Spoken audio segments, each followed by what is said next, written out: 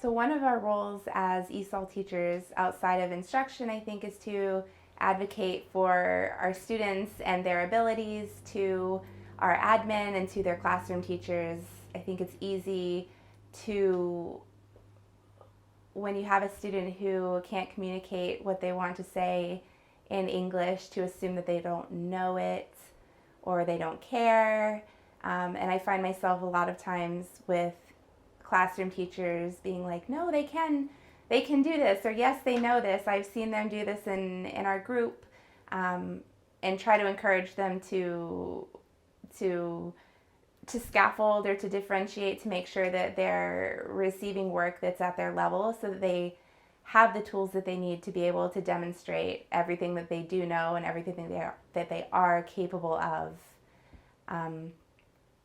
A lot of them, I think, I tend to advocate mostly to classroom teachers who say they can't do it or they don't care.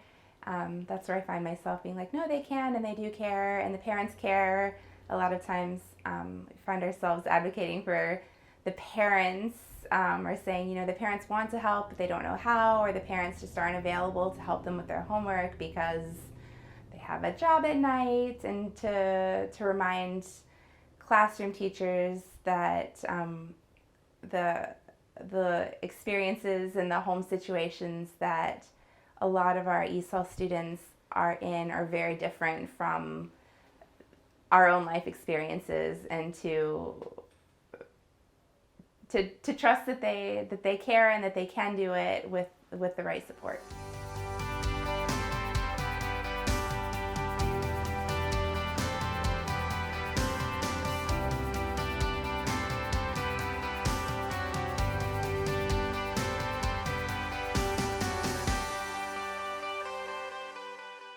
So for example, about maybe 2 weeks after a student arrives, I'll often try to have just a casual conversation with their classroom teacher and say something like, oh, what do you think about so-and-so's literacy?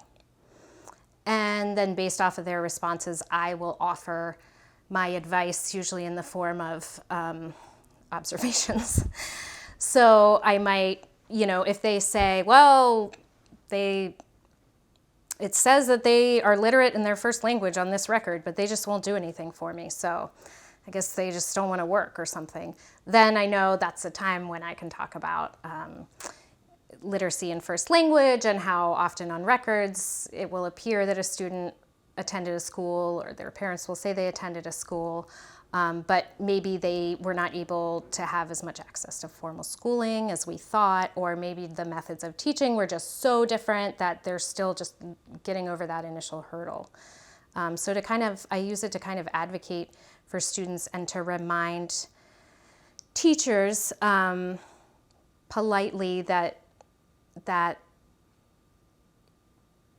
if a student does not come in with really strong literacy in their first language, it's going to take them quite a while to develop that in English.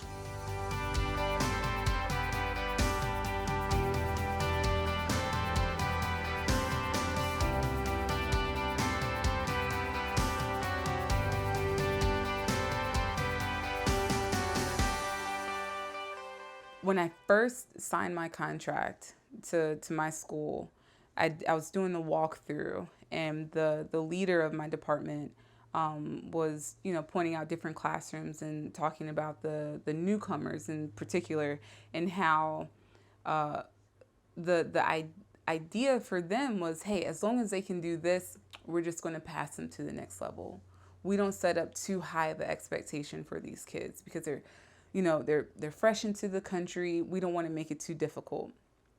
And as a new teacher, I was like, wait, what? This is my immediate supervisor telling me that I don't need to set up a rigorous curriculum or environment for these kids, because the expectation is to set the bar low so they can skip, hop, jump over it.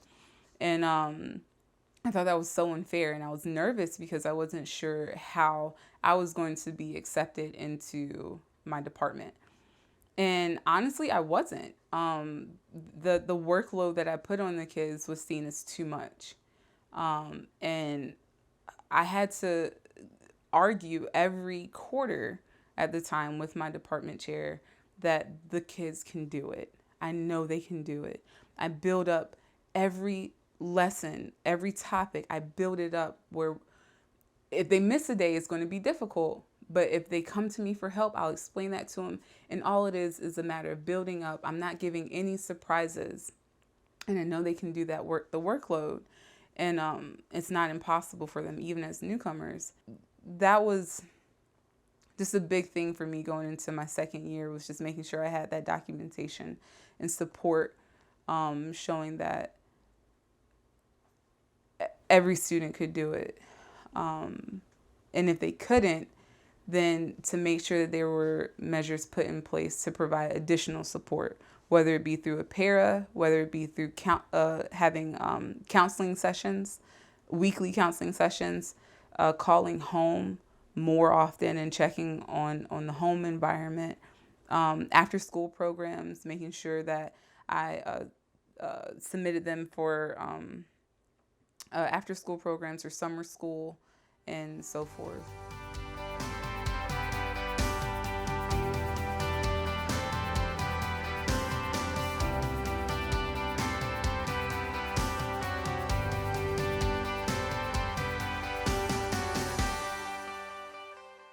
Yeah, I'm really big on advocating for our students. When you work in ESOL, you're working with a very vulnerable population, and the public view can shift on our students all the time. So one of the easiest ways is just joining your school's parent-teacher association if it has one, and you can just start by attending the meetings and getting more involved that way. So I'm a part of my school's parent-teacher association.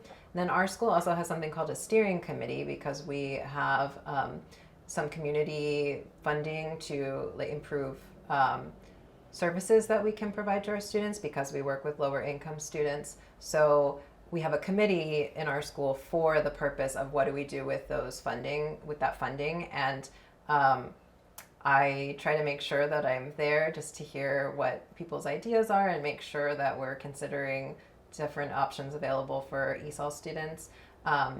Also, some issues might come up with things like funding, and in my case, building a new school for our school. And you just have to, it's like, here you have to kind of keep your eyes and ears open for when things are happening in your school district. So sometimes school board meetings and town halls will pop up very last minute without you knowing. So if you kind of regularly check your school board's website, and if there's an issue in your school, go to the school board meeting. It's the most valuable thing you can do to be there with, and encourage maybe colleagues to go.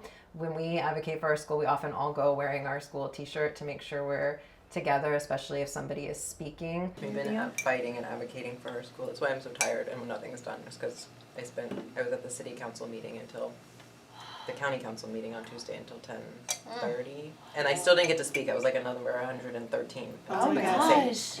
And they cut it off because it was too late at night. But many? 3 other people from our school got to speak. They were like 70 and 80 and stuff. Oh wow! Did they do a good job? Yeah, because they need to fully fund the budget. It's about like our building. In some of my instruction and as a school, we've started to work on teaching students how they can advocate for themselves, and our parents how they can advocate. So that our parents know and can be ready to sign up, and our students can learn how to write emails and letters on issues important to them to the school board, because their voice is the loudest voice.